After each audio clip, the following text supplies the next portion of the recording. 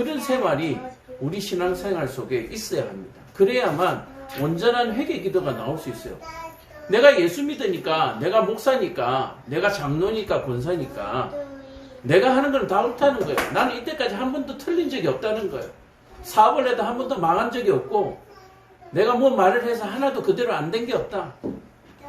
이런 생각을 가지고 계신 분들은 다시 한 번 더 생각을 고쳐 먹어야 돼요. 그래서 내가 하나님이 되지 않도록 그런 삶이 우리 삶 속에 있기를 원하고, 그런 것들이 우리 회개의 기도 속에 반드시 들어가야 하고 깨달아져야 됩니다. 이 말씀을 듣는 중에 깨닫지 않으면 회개가 되지 않습니다. 이 사실을 여러분들 꼭 기억하시고 삶 속에서 실천하시기를 바랍니다.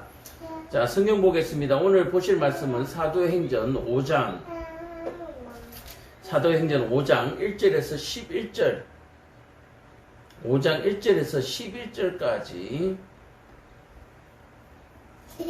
그 가운데 4절을 읽고 오늘 말씀 전하겠습니다. 5장 4절 제가 읽습니다. 땅이 그대로 있을 때에는 내 땅이 아니며 판 후에도 내 마음대로 할 수 없더냐. 어찌하여 이 일을 내 마음에 두었느냐. 사람에게 거짓말 한 것이 아니오 하나님께로다. 아멘.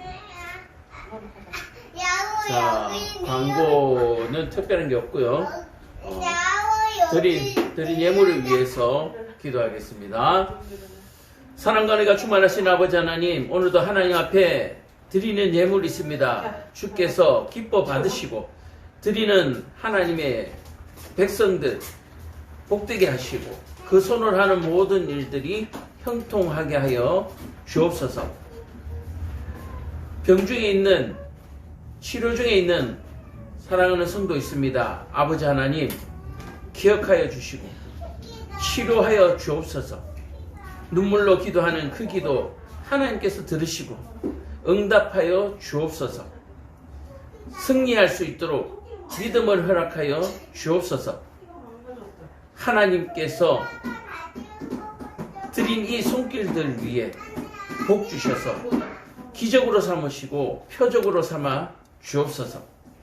하나님 앞에 감사할 때에 더 많은 감사가 있게 하시고 하나님 앞에 11조를 드리는 손길 위에 하나님께서 더 풍성한 것으로 채워주셔서 하나님을 더욱더 섬기며 또 이웃을 더 구제하며 또 봉사할 수 있는 은혜를 베풀어 주옵소서.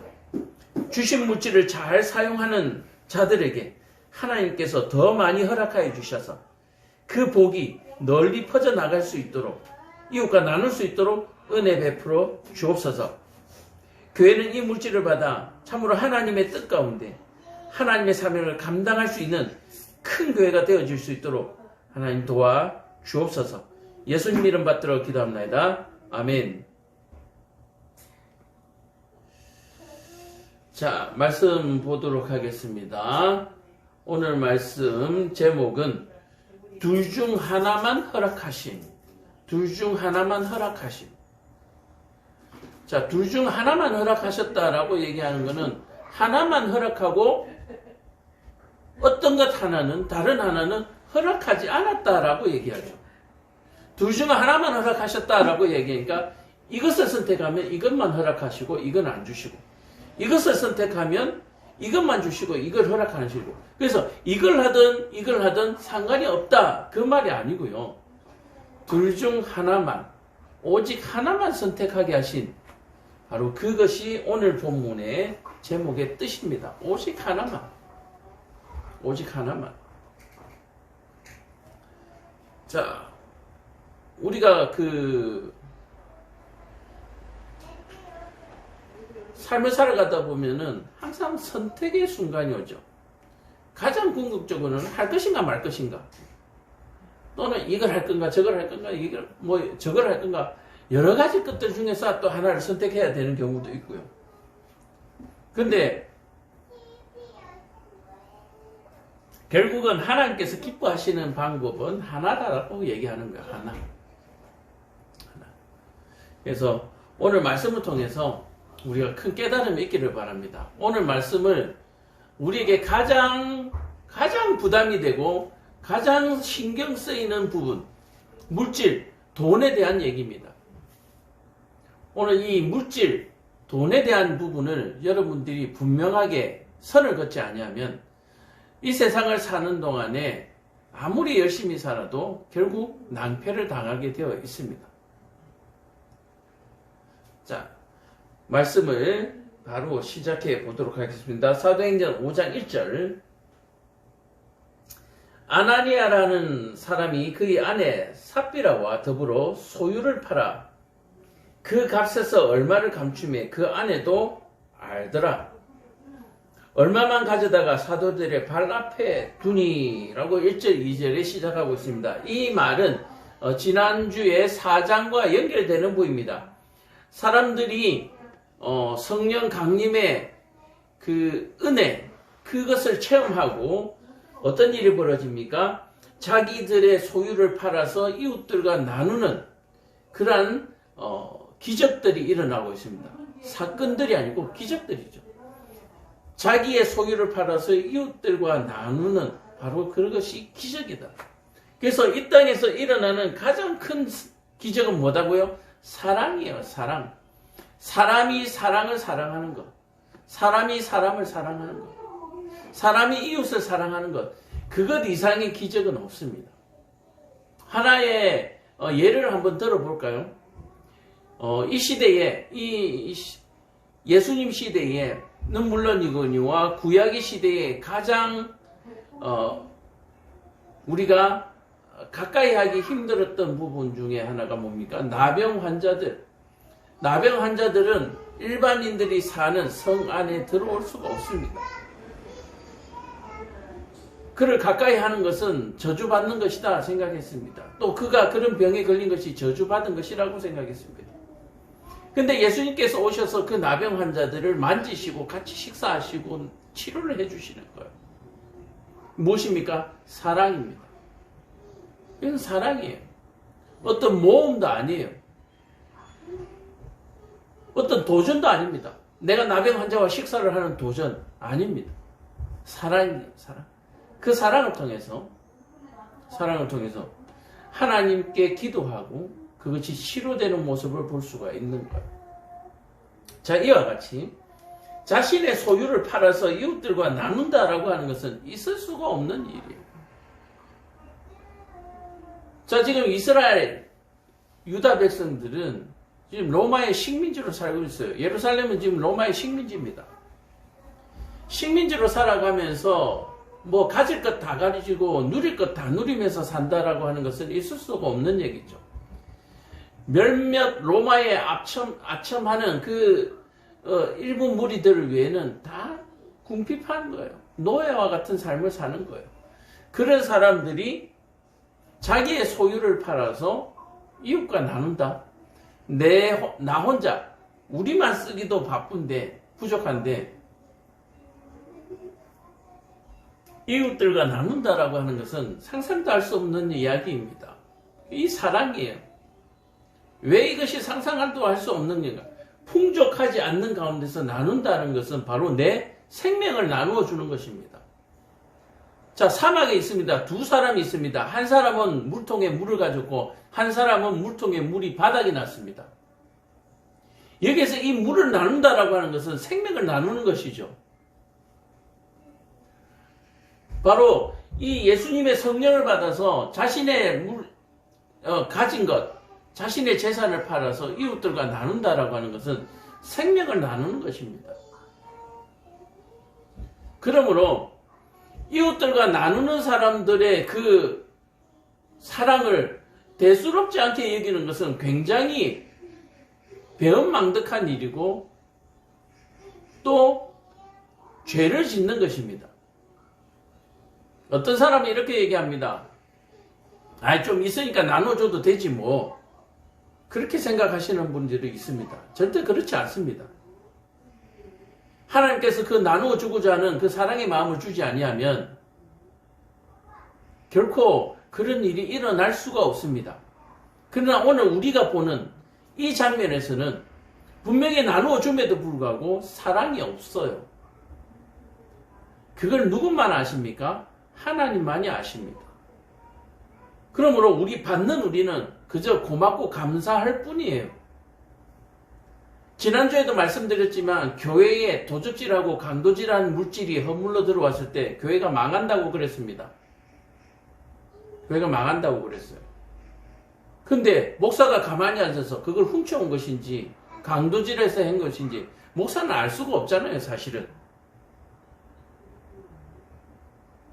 그런데 목사는 알 수가 없는데 시간이 지나다 보면 그 물질들 가운데 부정한 물건들이 있다라고 하는 것을 거룩한 지도자는, 거룩한 목사는 깨닫게 되는 거예요.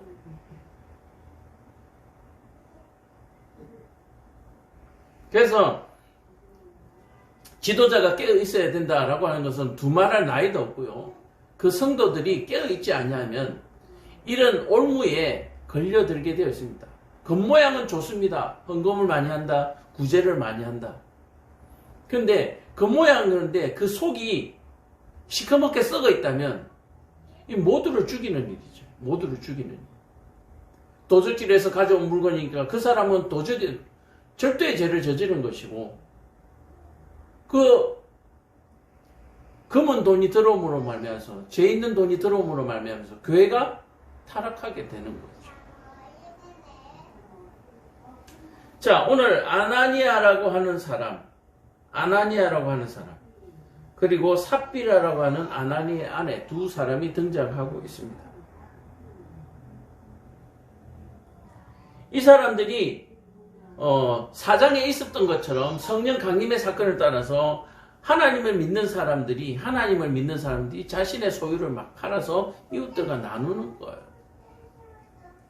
자, 아나니아도 삽비라도 자기가 가진 소유를 팔았습니다.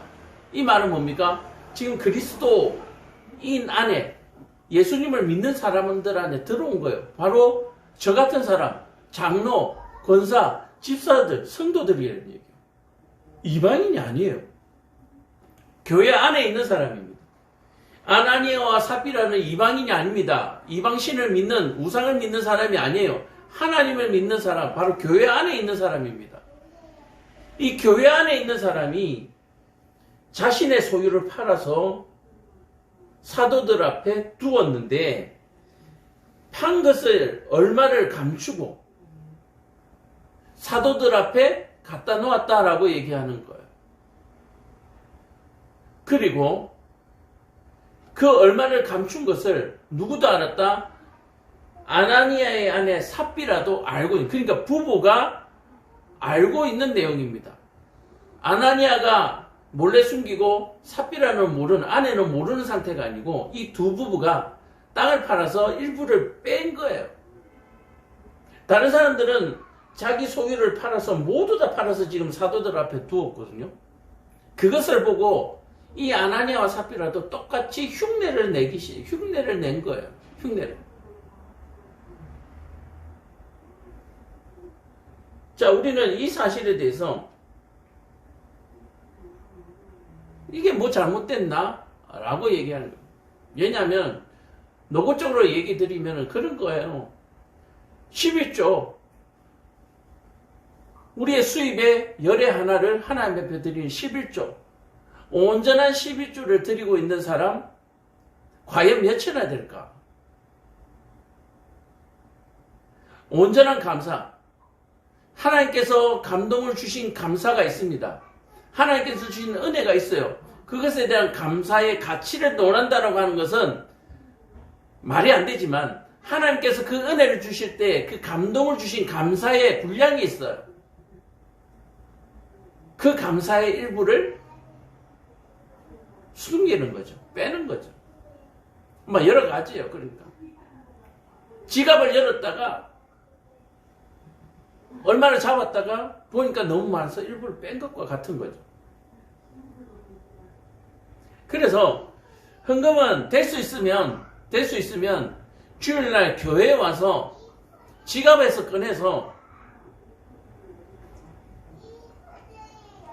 헌금을 하는 것이 아니라 토요일날 늦어도 토요일날 미리 기도하시고 한 주간의 은혜를 생각하면서 준비해서 오는 것이 맞습니다. 그래서 뭐 헌금 봉투 같은 것을 예배 때 미리 가져가는 거죠. 이번 주에 돌아가시면서 다음 주 할 예배 감사의 봉투, 헌금 봉투를 가져가시는 거예요. 그렇게 해서 토요일, 늦어도 토요일 날은 주일을 준비하면서 하나님께서 주신 한 주간의 은혜들을, 또 지난 시간들의 은혜들과 감사들을 생각하고, 또 이번 한 달 또 하나님께서 주신 그 수입들을 생각하면서 11조와 감사를 미리 준비하는 거예요. 미리 준비하면 오늘 이 아나니아와 삽비라와 같은 실수를 줄일 수 있습니다. 덜 할 수 있습니다. 최소한 열에 하나 정도는 막을 수가 있어요. 근데 교회에 와서 하다 보면 오는 동안에 또 지갑에서 꺼내는 동안에 마음이 변해버려요. 왜요? 오다가 접촉사고가 좀 있었어요. 오다가 누구랑 좀 다퉜어요. 부부가 차를 타고 오다가 부부싸움을 했어요. 이러다 보면 감사와 은혜가 깎여버리는 거예요. 그런 경우가 있다고요. 그래서 오늘 이 아나니아와 삽비라는 서로 마음을 합쳐서 소유를 판 것의 일부를 감추고 나머지 일부분을 사도들의 발 앞에 두었습니다. 자, 그렇게 사도들의 발 앞에 두었더니 베드로가 이럴 때 아나니아야, 남편에게 얘기합니다. 어찌하여 사탄이 내 마음에 가득하여 내가 성령을 속이고 땅값 얼마를 감추었느냐. 자, 여기서 아나니아와 삽비라가 소유를 팔았다고 했는데 그 소유가 보니까 땅이에요. 근데 베드로가 보고는 아나니아와 삽비라에게 땅값을 감췄다라고 얘기를 합니다. 우리는 흔히 생각하기에 우와, 베드로가 성령을 받아가지고 뭔가 예지 능력이 있는가? 사람의 마음을 읽는, 그 얼마 전에 드라마에 했던 궁예처럼 나는 관심법이 있어. 뭐 이러면서 그 마음을 읽는 무슨 초능력이 생겼는가?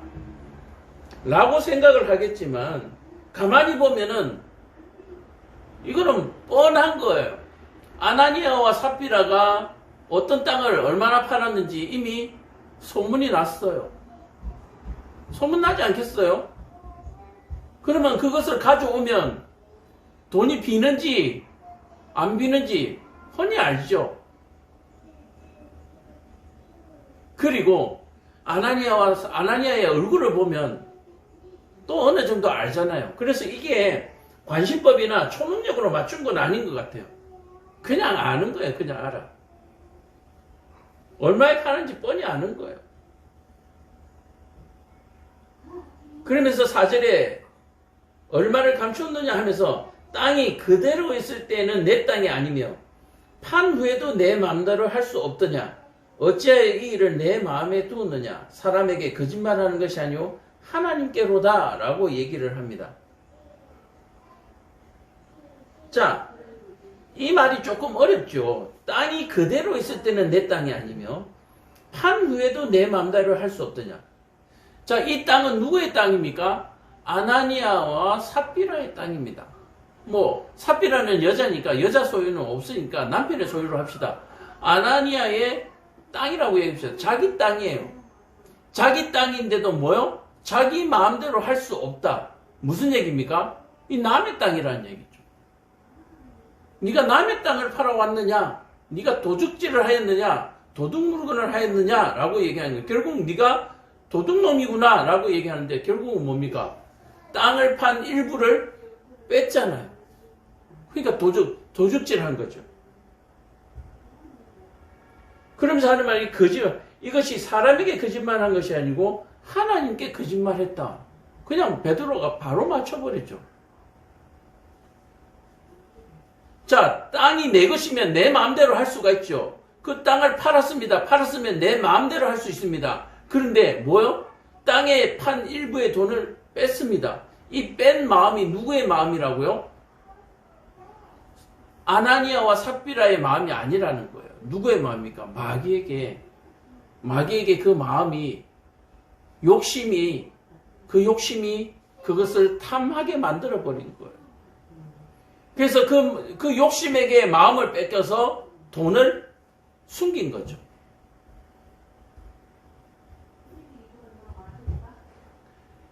자, 그렇게 했을 때에 아나니아가 이 말을 듣고 엎드러져 혼이 떠나니 이 일을 듣는 사람이 다 크게 두려워하더라.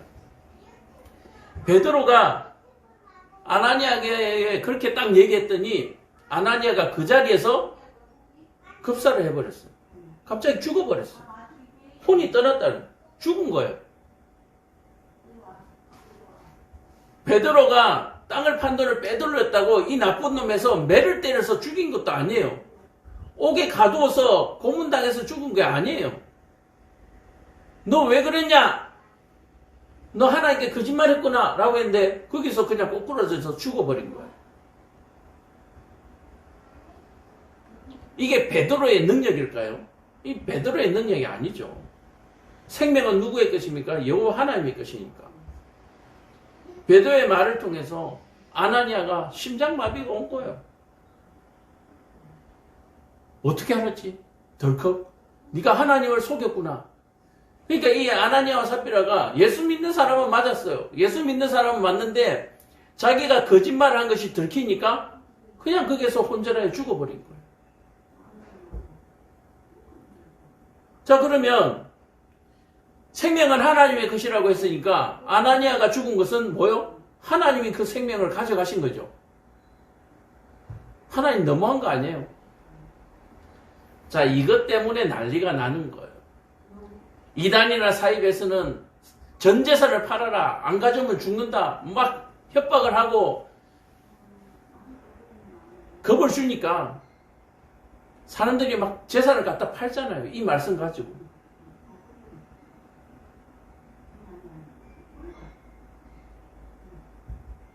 성경에 나와 있지 않냐면서 막 몰아치면은 이단 사입에 간 사람은 다 꼬꾸라지는 거예요. 근데 우리 일반 그 대중 건전교단이라고 하죠. 이 교단에서 이런 얘기하면 요즘 성도들은 뭐합니까? 콧방 느끼죠. 아, 저 목사 틀려먹었네. 이런 말 하면 틀려먹었네. 전재산 갖다 파세요 이러면은 갖고 오세요 하면은 저 목사 틀려먹었네. 그죠? 하나님이 어떤 사람에게 복을 주실까요? 하나님이 어떤 사람에게 복을 주실까요? 이단에서 갖다 바친 사람을 하나님께서 복 주실까요? 저 목사 틀려먹었네 하는 성도들은 하나님께서 복을 주실까요? 둘 다 아니에요. 둘 다 아니에요.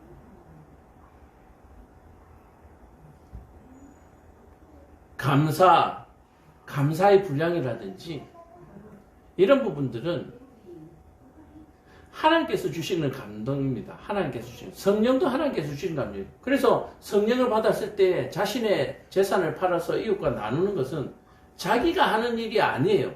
하나님께서 하시는 일입니다. 자, 그렇다면 이 일은 우리가 잠시 뒤에 삽비라 사건도 있거든요. 그러니까 삽비라 사건도 있으니까 이 일을 다시 반복하기 전에 하나님께서 그러면 이 아나니아라고 하는 사람을 왜 죽이셨는가? 왜 죽이셨을까? 우리가 흔히 형 집행을 할 때 최고형이라고 하는 사형은 어떤 경우에 내립니까? 아주 악독한 범죄를 저지른 사람들, 사회와 영원히 격리시켜야 할 사람들을 어떻게 합니까? 사형을 시키죠. 또 이 사형은 어떤 의미가 가지고 있습니까? 본보기의 의미를 가지고 있습니다. 이런 죄를 저지른 사람은 사형, 죽임을 당한다라고 얘기하는 거예요. 부모에게 불효하는 사람은 사형. 그래서 사형 집행을 한번 하고 나면 가짜로라도 부모에게 뭐한다? 효도하는 흉내를 낸다라고 얘기하는 거예요.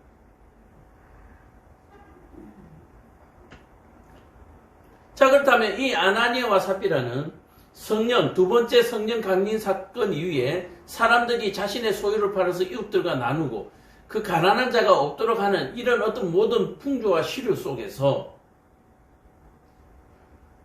뭡니까? 준비가 안 된 자들, 마음이 안 된 사람들, 준비가 성령 받지 못한 사람들, 이런 사람들의 신성 모독을 하는, 신성 모독을 저지를 수 있는 여러 가지 요소들이 가지고 있기 때문에 이 아나니아와 삽비라는 뭐요? 시범 케이스에 그린 거예요. 시범 케이스. 근데 죄가 없는데 시범 케이스를 한 게 아니라 죄가 있는 중죄이기 때문에 시범 케이스로 이 아나니아는 걸린 거예요. 자, 이것이 이 예수님 시대에만 있었냐면 이미 구약의 시대에 이러한 사건들이 있었습니다. 자, 열왕기 5장 20절 한번 볼까요? 열왕기 하 5장 20절에 어떤 내용이 나올까요? 왕하 5장.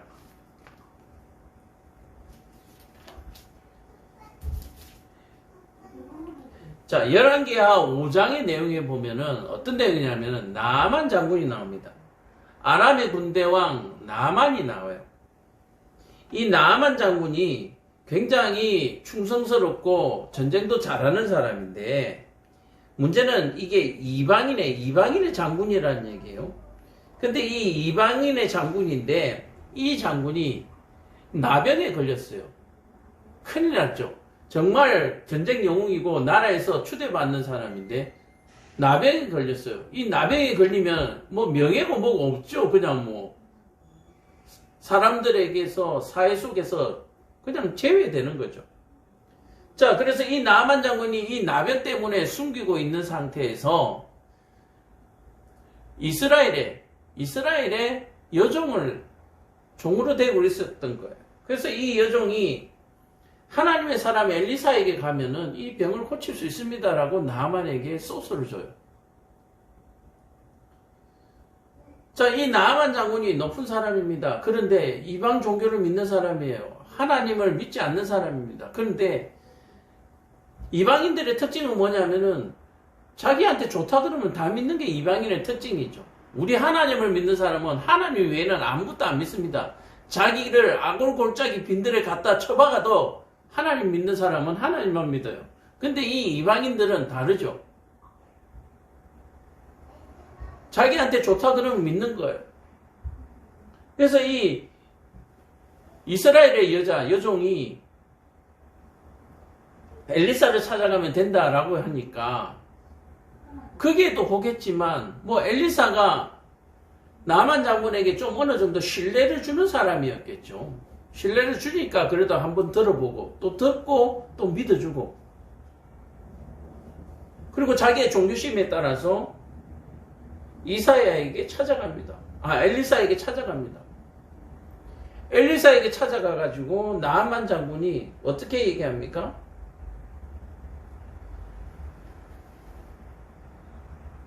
하나님의 사람 엘리사가 이 나만 장군의 나병을 고쳐줘요. 그래서 이 나만 장군의 나병을 고쳐줘서 이 나만 장군이 고맙다고 엘리사에게 뭔가 이 보답을 하려고 하니까 엘리사가 나는 안 받는다 그러는 거예요.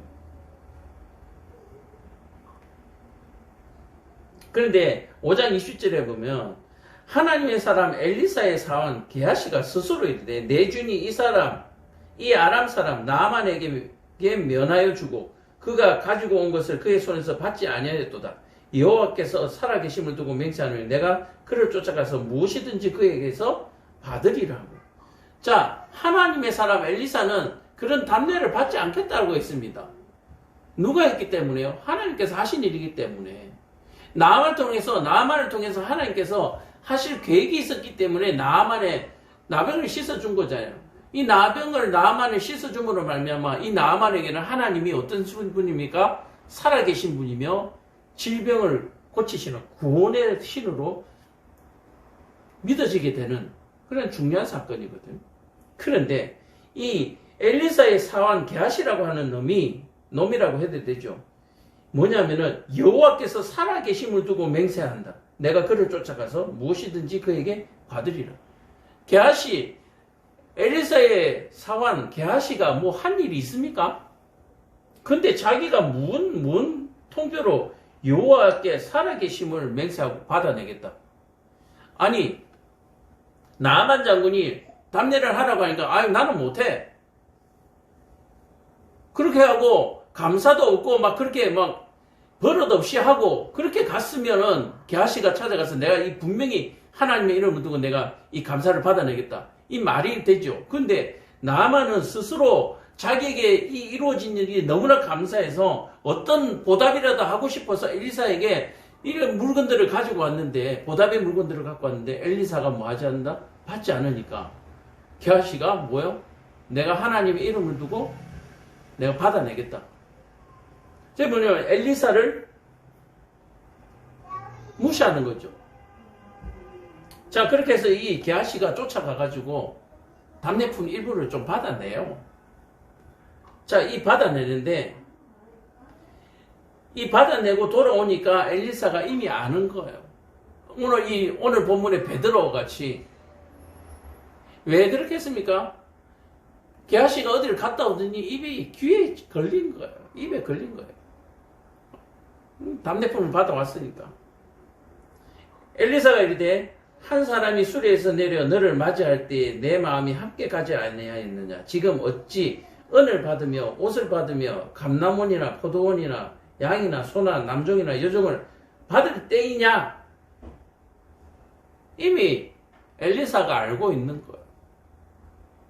이 엘리사가 알고 있는 것은 엘리사에게 하나님께서 알려주신 거예요. 물론 오랜 경험으로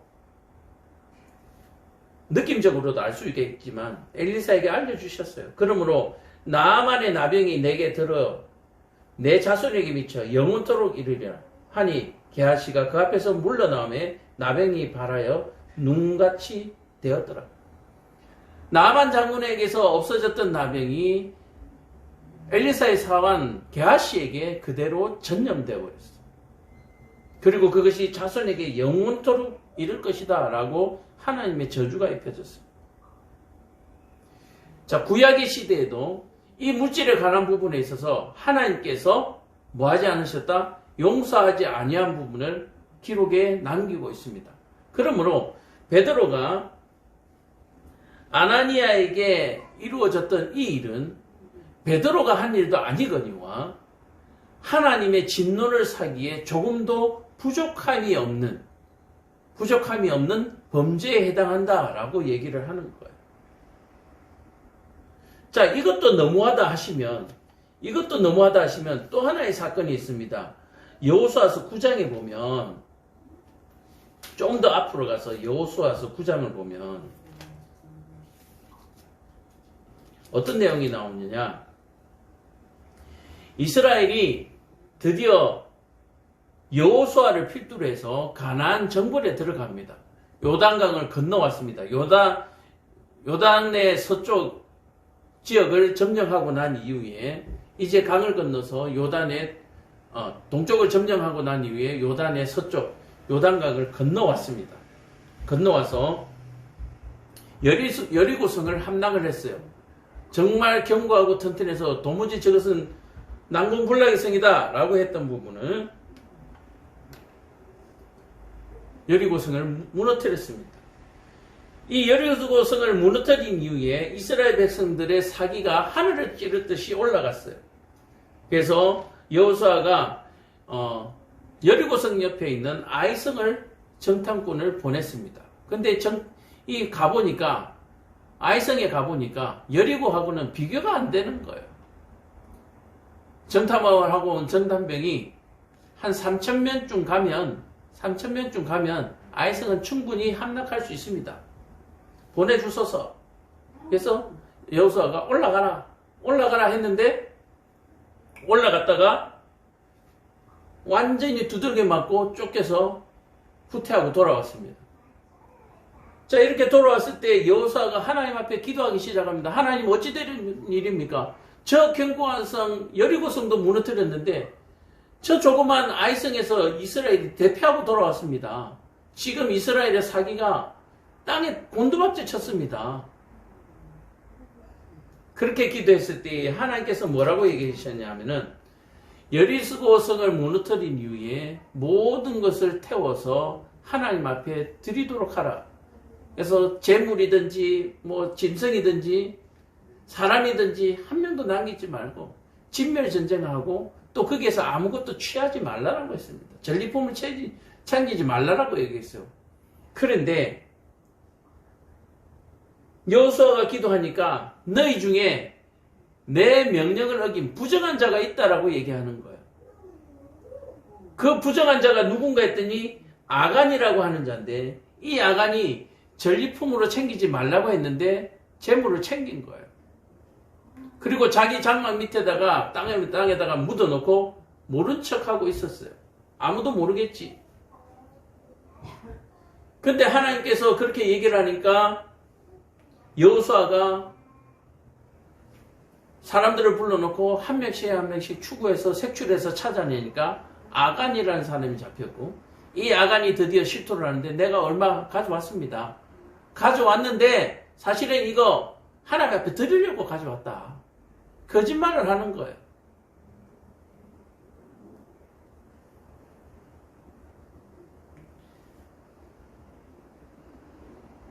자, 그래서 이 여호수아가 아간을 책망하면서 이 아간이 어떻게 됩니까? 결국 죽는 거예요.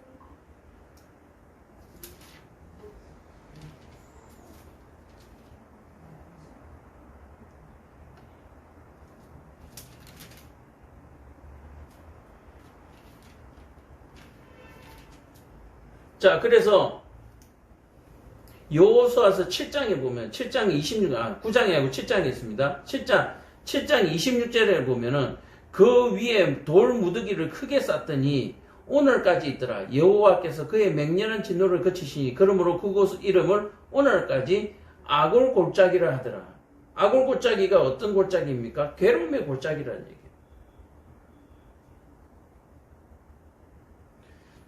얘기예요. 24절에 보면 여호수아가 이스라엘 모든 사람과 더불어 세라의 아들 아간을 잡고 그 은과 그 외투와 그 금덩이와 그의 아들들과 그의 딸들과 그의 소들과 그의 나귀들과 그의 양들과 그의 장막과 그에게 속한 모든 것을 이끌어서 아골 골짜기로 가서 그것을 다 불로 태우고 돌로 치고 불살랐다. 그렇게 얘기하고 있습니다. 자, 이스라엘 백성들이 가나안 정벌 전쟁을 하는데 겨우 여리고성 하나 무너뜨리고는 뭡니까? 하나님의 명령에 순종하지 않냐고 물질의 욕심을 가지고 하나님의 명령을 어기는 이러한 사건이 발생한 거예요. 그래서 더 이상 가나안 정벌 전쟁이 진행되지 못하도록 작고 작은 아이성에서 그 발목이 붙들린 거예요. 자, 그것을 하나님께서 간과하지 않으시고 이 아간을 징벌함으로 말미암아서 이스라엘 백성들에게 뭐를 삼았습니까? 표적으로 삼은 거예요. 내 말에 순종하지 않은 자는 이와 같이 될 것이다. 경종을 치신 거죠. 자, 그렇다면 오늘 이 아나니아와 삽비라의 사건은 어떤 사건입니까? 이제 예수님께서 부활하시고 승천하신 이후에 성령 강림을 하고 이제 제자들에 의해서 복음이 예루살렘부터 유다와 사마리아와 땅끝까지 지금 퍼져나가는 지금 시작의 시점입니다. 가나안 땅 정벌의 시작인과 마찬가지로 지금 바로 첫 시작이에요. 첫 시작인데 이 아나니아와 삽비라와 같은 이러한 사건이 발생한 거예요. 자, 대단히 문제가 되는 사건입니다. 자신의 재산을 팔아서 이웃과 나누는 것이 굉장히 성령 받은 사람의 표본이 되어버렸어요. 그러다 보니까 이 자신의 물건을 팔지 않으면 성령 받지 않는 사람으로 오해를 받을 수가 있는 거예요. 근데 하나님께서 말씀하시는 것은 뭡니까? 소유를 팔아서 이웃과 나누는 것도 좋지만 뭐요? 거짓으로 그냥 보여주기 식으로 이렇게 헌물을 하는 사람들을 하나님께서 경멸하시는 거예요. 그러니까 안 줘도 좋으니까 안 해도 좋으니까 차라리 하지 말라는 얘기예요. 감동이 되는 대로 하라는 얘기입니다. 재산을 다 판 사람에게 복을 주고 덜 판 사람에게 조금 주고 그게 아니란 얘기예요. 하나님께 드려지는 이 예물 그리고 구제의 이 헌금이 구원의 표적이 되지 않도록 하기 위해서 하나님께서 이 아나니아를 죽이신 거예요. 교회에 헌금 많이 하는 것이 구원을 받는 방법이 아닙니다. 교회에 차라리 헌금을 하지 않더라도 하나님을 믿는 신실한 믿음이 필요한 거예요. 그리고 성령 받은 사람들은 자신의 소유를 이웃들과 나누게 되어 있습니다. 자발적으로 나누게 되어 있어요.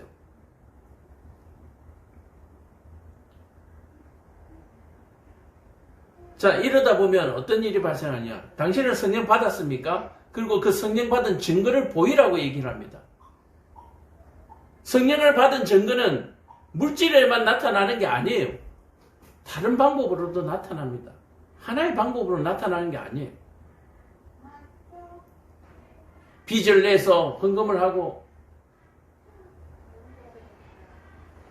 또 구약에 그런 사건들 있죠. 지금 먹고 죽을 것밖에 없는데 오늘 이거 먹고 이제 죽으려고 아들하고 있는데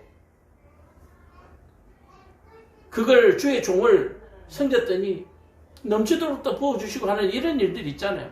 이런 것들을 이용해가지고 물질에 대한 물질관을 완전히 흐트러 놓는 마귀의 전략에 우리가 노출되어 있는 거예요. 하든지 안 하든지 한다면 마음을 다해야 하고 하지 않는다면 하지 못하는 것에 대해서 뭐요? 회개하고 하나님 앞에 할 수 있는 마음을 달라고 기도하는 거예요. 하든지 안 하든지지 중간에 반쯤 하고 있는 거 없어요. 11조 하면 하고 말면 말지지 반쯤 하고 없어요. 그런 거 없어요. 지난주에도 말했지만 그런 예물은 들어오면 교회를 망하게 합니다.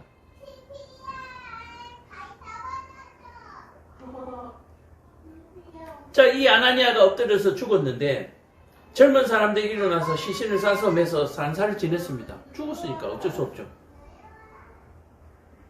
자, 그런데 3시간쯤 지나서 그의 아내가 그 일이 일어난 줄을 알지 못하고 들어오는데 베드로가 이르되 그 땅과 판값이 이것뿐이냐 내게 말하라 하니 이르되 예 이것뿐이더라. 자, 그러니까 이게 뭐예요? 희한하죠. 같은 부부가 땅을 팔았는데 일부는 감춰놓고 또 그 일부를 또 남편하고 아내하고 또 서로 나누어서 또 하나님 앞에 드린다고 나온 거예요. 웃긴 일이죠. 베드로가 이르되 너희가 어찌 함께 꾀하여. 자, 함께 꾀했다는 말은 이미 2절에 나왔죠. 그 값에서 얼마를 감추면 그 아내도 알더라. 그렇죠? 같이 꾀한 거 맞죠? 주의 영을 시험하려 하느냐. 자, 주의 영을 시험하려 하느냐. 여기에서 베드로를 깔보느냐 이 얘기 아니에요. 하나님이 다 보고 계신다라고 얘기하는 거예요. 교회에 예물을 드리고 헌물을 할 때에 하나님께서 다 보고 계십니다. 정말 마음을 다하여서 드리는지 아닌지 하나님 다 알고 계시는 거예요.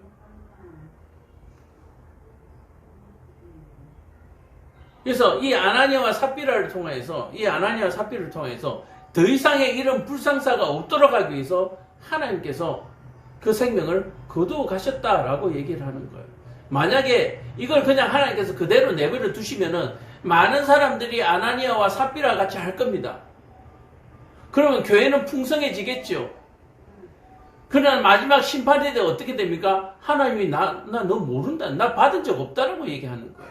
그럼 누가 받았습니까? 교회가 받았잖아요. 그것을. 교회가 받았으니까 그럼 교회가 벌을 받겠죠. 교회도 벌을 받겠죠. 다 죽이는 거예요.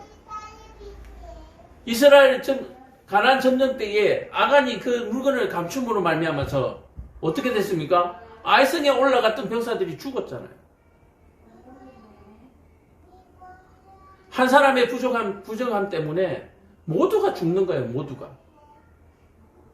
한 사람의 부정한 예물 때문에 교회가 망합니다.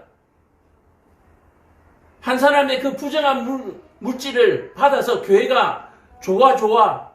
그 사람 참 칭찬하고 교회가 망하는 거예요.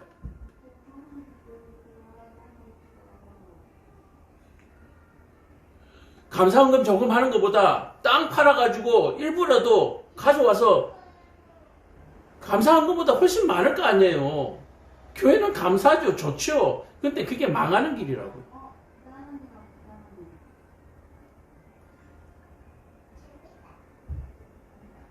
그래서 교회에 헌물이 많이 들어오면 그 사람을 불러요. 이게 맞냐고. 저는 예전에 그런 경우가 있습니다. 제가 섬기던 교회에 처음 개척할 때 헌금하신 분이 큰 병에 걸려서 병원에 입원하셨는데 교회가 그 보답으로 병원비를 좀 보태드리자 라고 얘기를 할 때에 제 사례비를 다 헌금을 했어요. 제 사례비를 전도사 시절에. 그랬더니 담임 목사님이 부르더라고요. 이 전도사 이거 왜 이렇게 헌금이 많아? 라고 얘기하는 거예요. 왜 이렇게 많아? 라고 얘기하는 거예요. 이거 사례비 전부잖아. 이거 하면 한 달 어떻게 살고 학비는 어떻게 할 거냐는 얘기예요. 그래서 제가 그렇게 했어요. 제가 이 교회에 사역을 하게 된 것도 그분이 이 교회를 개척할 때 도움을 주셔서 이 교회가 있는 것이니까 그냥 말씀 들을 때에 이 정도는 제가 해야 되겠다고 마음먹어서 마음먹은 대로 그냥 제가 드린 겁니다. 그랬더니 담임 목사님이 그 돈을 그냥 다 그래? 그러면서 받으시더라고요. 교회에 큰 헌금이 들어오면 분명히 물어야 합니다. 이게 무슨 돈이냐? 도둑질한 물건인지 어떻게 알 거예요? 오늘 이 아나니아와 삽비라와 같은 돈인지 어떻게 알아요? 그런데 그런 것도 따지지도 않고 묻지도 않고 목돈이 들어오고 큰 돈이 들어오니까 아이고 감사하네요. 이번에 차를 바꿔야 되는데 이번에 공사해야 되는데 아이고 다행이네. 하나님 감사합니다. 그냥 마구잡이로 받으면요. 교회 망하는 거예요. 교회 망하는 거예요. 이 무슨 의미인지를 물어야 되는 거예요. 이거 11조입니다. 이렇게 11조가 많아요? 뭐 하셨는데요? 뭐 어떻게 했습니다. 따져봐야 되는 거예요. 이런 것들을 볼 때 그냥 우리는 믿고 다 받기는 하지만 정말 형편이 안 되는 가운데 어떤 큰 예물을 한다든지 그런 어떤 물음표가 생기는 헌금에는 교회가 관여를 해서 재정부에서 알아서 하는 거예요. 재정부에서 물어봐요. 따져봐야 돼요. 그리고 너무 많고 그 사람에게 너무 무리한 형편에 너무 무리한 것 같으면 교회가 거절해요. 돌려줘요.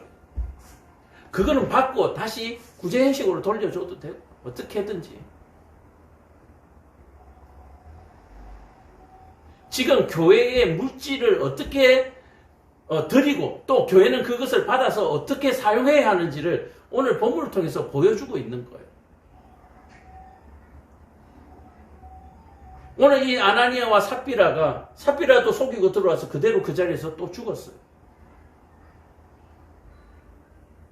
온 교회와 이 일을 듣는 사람들이 다 크게 두려워하더라. 12절. 이 온 교회가 이 일을 듣고 두려워해야 하는 겁니다. 내가 예물을 잘못 드린 것이 없는가? 교회는 내가 교회에 예물을 잘못 받은 것이 없는가? 재정부는.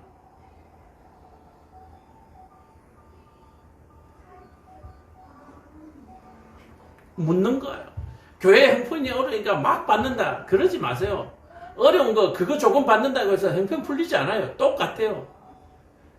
작년에 죽겠다 했는데 올해도 지금 죽겠잖아요. 그거 가지고 풀리지를 않아요. 오늘 이 아나니아와 삽비라는 성도들에게 하는 말이기도 하지만 교회에게 주시는 말씀이기도 합니다. 그래서 이 물질의 관념. 자, 그렇다면 뭡니까? 우리는 교회, 지금 현재 교회 얘기를 하지만 한 가정도 마찬가지예요. 한 가정도. 한 가정에 물질이 들어오는데 이게 들어와도 되는 물질인지 나가야 되는 물질인지를 정확하게 알아야 하는 거예요. 오늘 우리 가정에 땅을 팔았습니다. 11조가 나가야 되잖아요. 이 11조가 나가지 아니하고 집 안에 있으면 어떻게 됩니까? 썩는 거예요. 하나님께서 만나를 내리실 때 마찬가지잖아요. 하루분만 가져와야 되는데 이틀분이 있으니까 그게 썩어버리잖아요. 다음날 아침 모니까. 냄새가 나잖아요. 내 안에 있어야 될 물질이 있어야 하고 없어야 될 것이 있으면 상하는 거예요. 우리 가정이 망하는 거예요. 그걸 하나님께서 보여주신 것입니다. 하나님을 믿는 가정입니다. 11조를 제대로 하는지 감사의 생활을 제대로 하는지 하나님께서는 다 보고 계십니다. 성령님이 다 보고 계시는 거예요. 네가 어찌하여 영을 시험하느냐는, 네가 어찌하여 하나님을 시험하느냐. 그렇게 하고도 네가 복받기를 원하느냐, 그렇게 하고도 네가 부자가 되기를 원하느냐는 얘기예요. 도적질한 물건을 집에다 쌓아놓는데 그 사람을 어떻게 부자를 만들어 줄 수가 있습니까?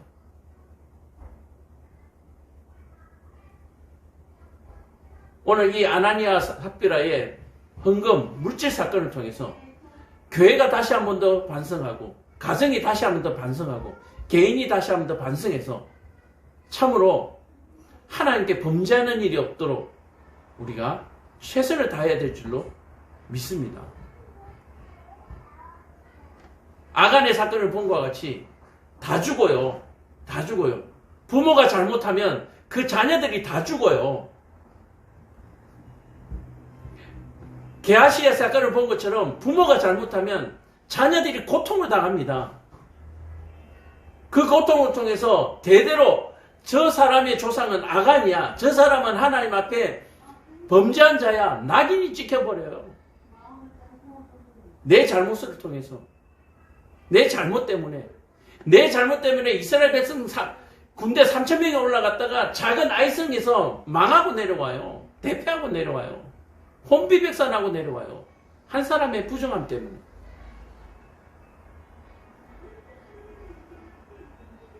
그래서 교회가 잘 되기 위해서는 목회자 가정이 바로 서야 하고요. 또 중직자 가정이 바로 서야 하고 그런 관계가 있는 거예요. 오늘 이 말씀을 통해서 교회가 다시 한 번 더 정화되고 교회의 가정들이 다시 한 번 더 정화되는 그런 계기와 기회가 될 수 있기를 간절히 축원합니다. 기도하겠습니다. 사랑과 은혜가 충만하신 아버지 하나님, 오늘도 이 땅 위에 하나님의 백성들이